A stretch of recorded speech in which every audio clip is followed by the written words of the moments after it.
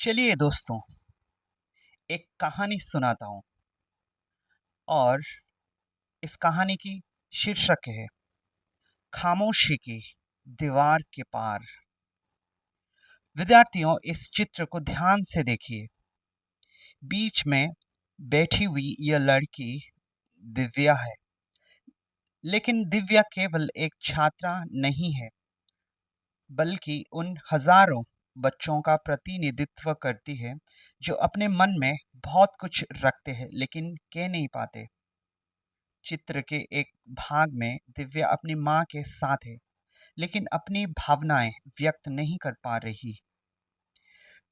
दूसरे भाग में वो दोस्तों के बीच है, फिर भी खुद को अकेला महसूस कर रही है। कक्षा में उसे उत्तर पता है, लेकिन हाथ उठाने में हिचकिचा रही है। कभी वो अपने कमरे में बैठकर चिंतित है, क्योंकि उसके मन में जमा हुए विचार बाहर नहीं आ पा रहे हैं।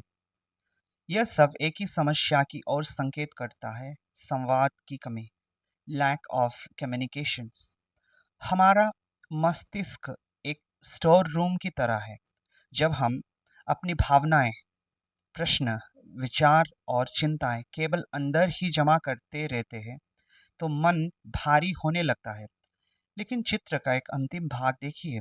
वही दिव्या जो पहले चुप थी, अब आत्मविश्वास के साथ लोगों के सामने बोल रही है।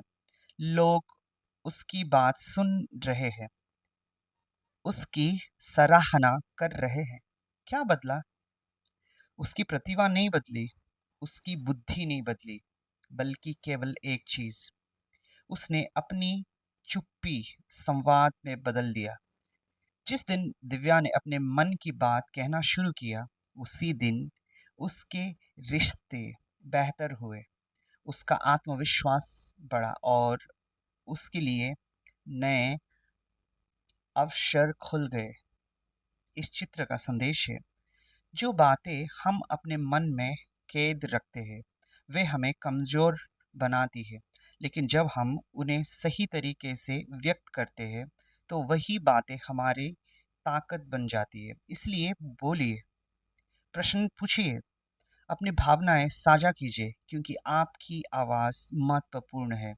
और याद रखिए, दिव्या की कहानी केवल दिव्या की नहीं, हम में से हर उस व्यक्ति की कहानी है जो चुप्पी से आत्मविश्वास की यात्रा तय कर रहे हैं। दोस्तों, इस कहानी के माध्यम से जो संदेश आपको मिली, अगर अच्छा लगा तो please like, subscribe, comment and share.